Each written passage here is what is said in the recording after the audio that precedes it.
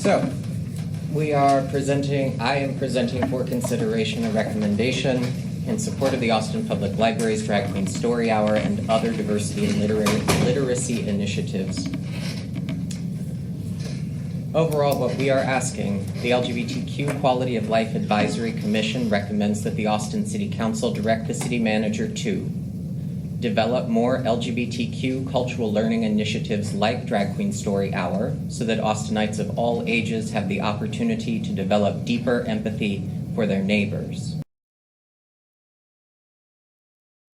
And we both said, we will get married and hop together forever.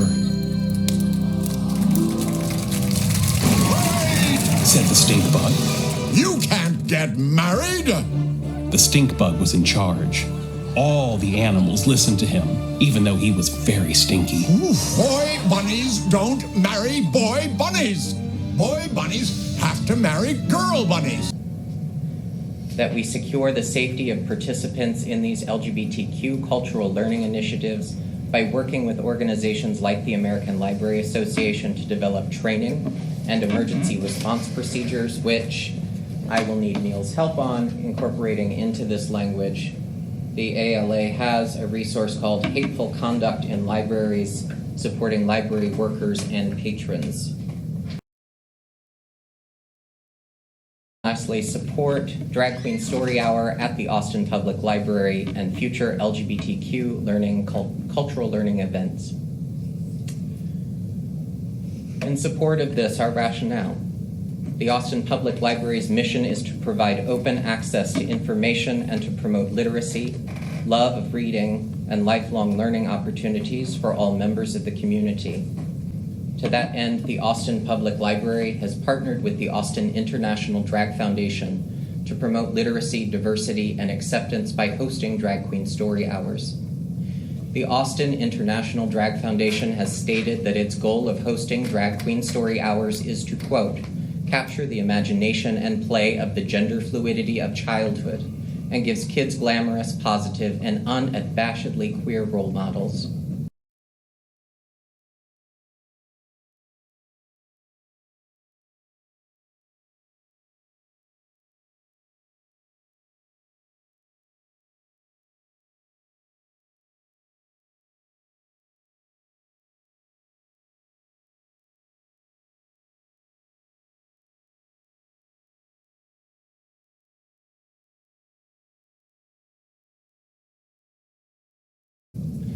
On August 8, 2019, representatives of the group MassResistance spoke to City Council during citizens' communications, asking the city to stop hosting Drag Queen Story Hour events at Austin Public Library branches.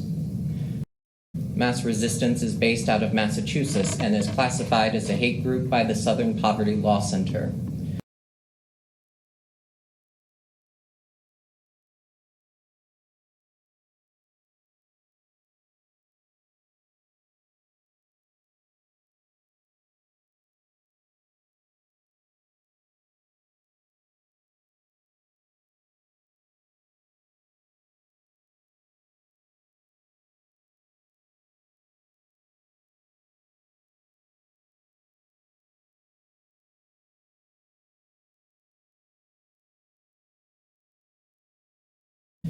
MassResistance Austin coordinated the local effort via its Facebook page, which was created on August 1st, 2019, and has 2 members as of August 12th, 2019. Their seeming lack of Austin-based support is underscored by their bringing in Tracy Shannon from Houston as one of their speakers. The speakers called Drag Queen Story Hour an, quote, ideological crusade posing as a story time, and claimed that exposing children to gender diversity at a young age would confuse them.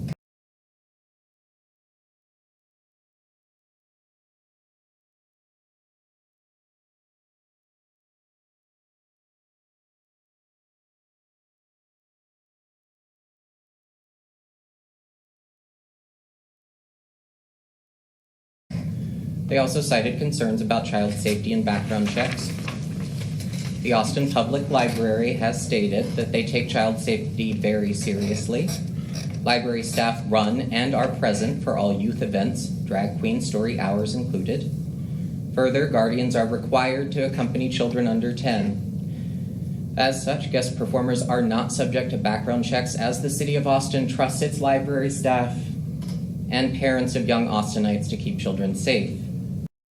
This is Albert Garza, a registered child sex offender, convicted in 2008 for molesting an 8-year-old boy. This is also him, Tatiana Malanina, his drag queen alter ego. This is who's been reading to kids at Houston Public Libraries since last year. Who exactly are the people who are using their stage names in the library? Because the public doesn't know who they are. Tracy Shannon is with MassResistance, an organization dedicated to ending the drag queen storytime program in Houston, saying it sends a harmful and sexual message.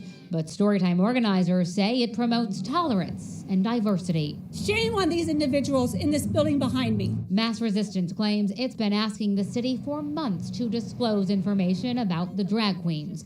And when requests went unanswered, they did their own digging and made the shocking link. If they had done their job in due diligence, if they had said, wait, maybe not a good idea to have a sex offender who, at 200 pounds and 5'11", assaulted an 8-year-old boy. A statement from the Houston Public Library says, in part, we failed to complete a background check as required by our own guidelines. We deeply regret this oversight. Parents would not allow that individual to sit in this library, sashay in, and be held up as a role model to our children. Unfortunately, isolated and often external opposition to these events has caused real concern for child safety. On Saturday, January 26, 2019, James Doc Green Sr. entered the Freed Montrose Neighborhood Library while carrying a concealed weapon. Green had previously received a trespassing warning for disrupting drag queen storytime events and filming children without parental consent. On March 19, 2019, the organizers of Drag Queen Storytime in Houston published the article, quote, "We are the organizers of Drag Queen Storytime. This is why we are stepping aside," in the Houstonia magazine following continued threats against their events. They said, quote, "We believe in what we're doing, but we don't believe in putting our friends, our families, or our children in danger." On June 5, 2019, a reporter from InfoWars attempted to disrupt a drag queen story hour at Old Quarry branch of the Austin Public Library. The reporter was asked to leave for disrupting the event and making a video recording for commercial use.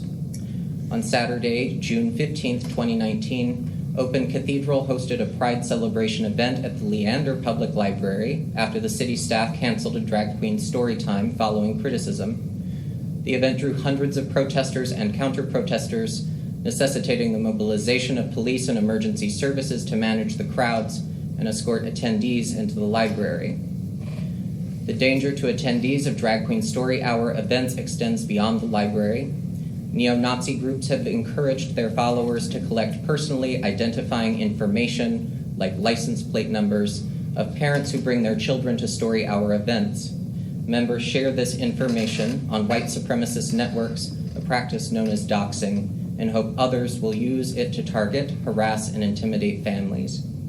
Given the importance of teaching young Austinites the beauty of diversity and acceptance, it is imperative that the City of Austin strengthen these cultural learning initiatives, secure the safety of participants, and continue to support the Austin Public Library's mission.